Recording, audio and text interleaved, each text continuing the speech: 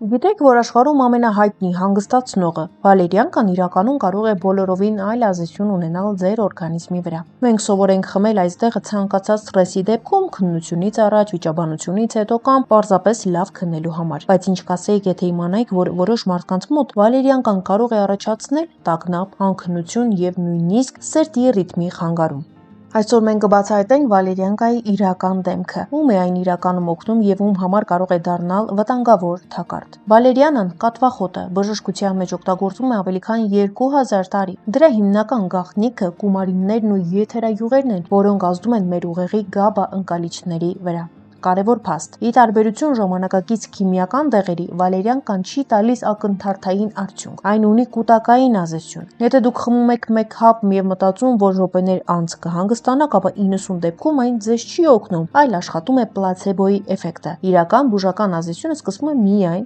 2-3 շաբաթ կանոնավոր օգտագործումից հետո։ Ընդ որում նշենք, որ խոսքը վալերիանայի հաբերի մասին է եւ ոչ թե ոգեթուրմի։ Ոգեթուրմը ավելի արագ է գործում։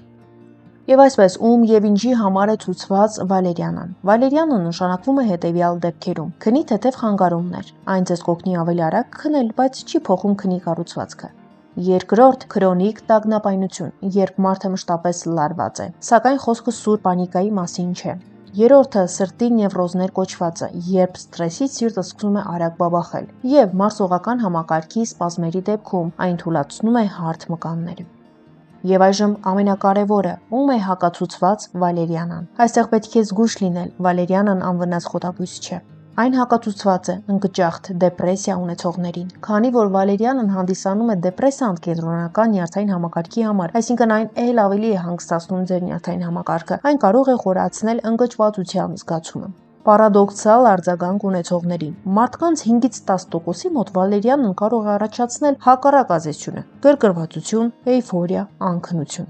Հաջորդը՝ լյարդի խնդիրներ ունեցողներին։ Վալերիանը երկարատև օգտագործումը կարող է առաջացնել տոքսիկ ազդեցություն լյարդի համար։ Հաջորդը՝ ավտոմեքենա վարողներին։ Այն դանդաղեցնում է մարդկանց ռեակցիան։ Ցուցված չէ հղիներին եւ կերակրող մայրերին։ Ազդեցությունը իհարկե պտղի վրա լիարժեք ուսումնասիրված չէ, սակայն բժիշկները խորհուրդ են տալիս հղիներին եւ կերակրողներին չօգտագործել այս դեղը։ Վալերիանան ցուցված չէ նաև ալկոհոլի հետ համատեղ խմել։ Խստիվ արգելվում է, քանի որ այն բազմապատկում է ալկոհոլի ճնշող ազդեցությունը ուղեղի վրա։ Այժմ խոսենք չափաբաժնի մասին։ Շատ խմեմ, որ լավ հանգստանամ, սկզբունքը այստեղ չի գործում։ Չափից մեծ քանակը կարող է իրականում հանգեցնել գլխապտույտի, սրտխառնոցի, մտավոր աշխատանքի դանդաղեցման, բթացման։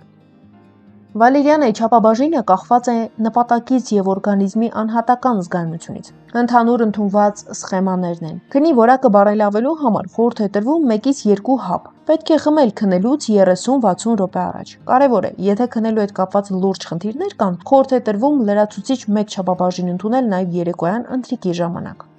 Լարվածությունը եւ տագնապը նվազեցնելու համար։ Այս դեպքում պետք է ընդունել օրական 3 անգամ սնվելուց հետո 120-ից 200 միլիգրամ փոքր դեղաչափերով, առավելագույն սահմանը սակայն օրական չափաբաժինը չպետք է գերազանցի 900-ից 1000 միլիգրամը։ Խոսենք նաև վալերիանայի ոգեթուրմի մասին։ Չնայած երկուսն էլ նույն բույսից են, սակայն ոգեթուրմի եւ հաբերի ազդեցությունը զգալիորեն տարբերվում է։ Հաբերը դանդաղ են ազդում, սկսվում է 1-2 ժամից, ոգեթուրմը արագ է ազդում, սկսվում է 15-20 րոպեից։ Հաբերը մաքուր բուսական էքստրակտից են, իսկ ոգեթուրմը բույսն է եւ 70%-անոց սպիրտը։ Հաբերը ավելի մեղմ եւ կայուն են ազդում, իսկ ոգեթուրմը ավելի կտրուկ է եւ ուժեղ։ Հաբերը հեշտ է ընդունել ցանկացած վայրում, իսկ ոգեթուրմը ունի սուր հոտ եւ պետք է բացել ջրով։